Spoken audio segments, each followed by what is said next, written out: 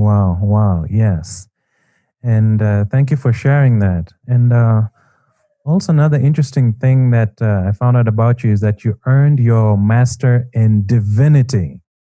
And actually, your first book, you cover a lot of the principles that you learned from your coursework from your masters, because you covered religion, you covered philosophy, you covered ethics.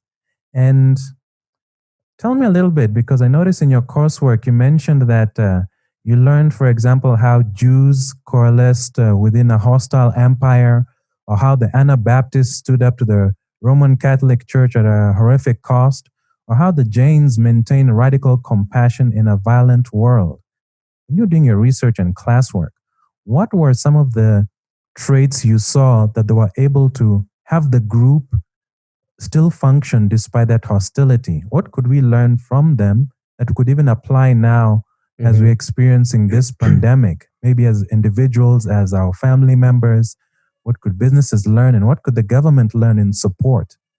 Well, golly, there's literally a whole book on this, Andrew. So for the purposes of the podcast, we'll just touch on a couple things. Sure. Of all the groups you mentioned, one of the things that we noticed is when there's tough times, they know who's on the inside and the outside.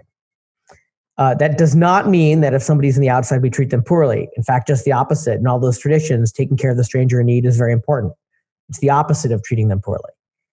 And when our people, our community, and that can be our family or that can be our village, is in danger, we know who's on the inside and the outside. We know that if someone's on the inside, that we will extend resources to help them.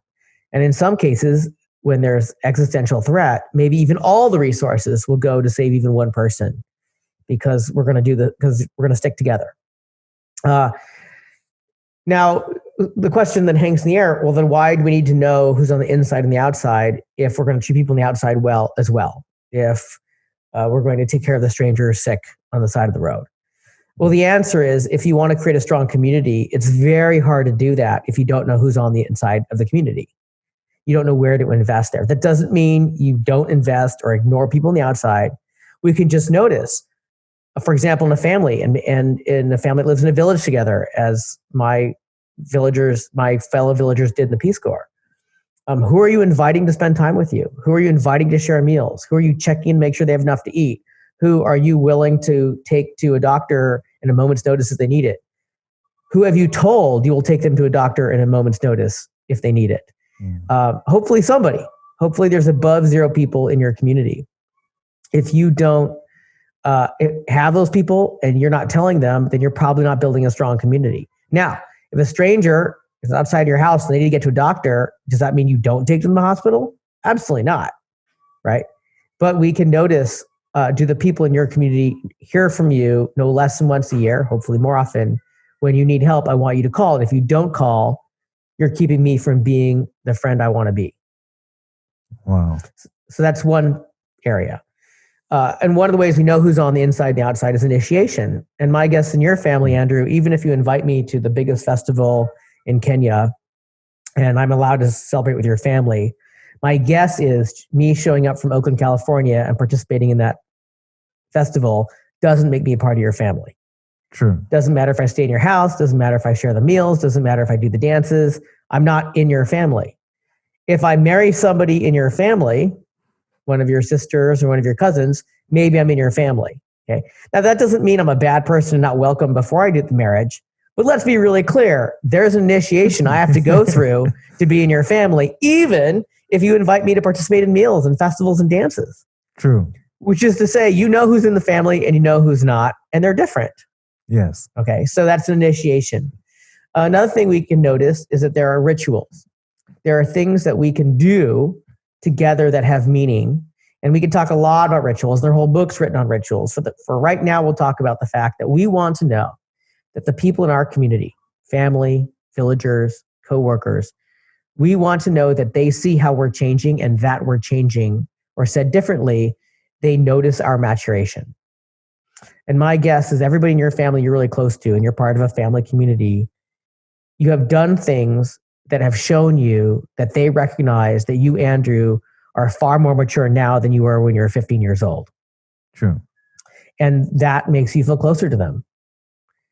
And imagine if everybody listening to this podcast had 15 people in their lives that have participated in rituals, be those celebrations or dances or retreats or religious ceremonies, that they know that those 15 people recognize how they're maturing and changing. We're maturing and changing, and we're no longer as we were when we were 15. That would be really, really powerful. Yes. So this is a couple things that we can pull from these thousands of years of tradition and say, well, how does that relevant to people that I'm connected with?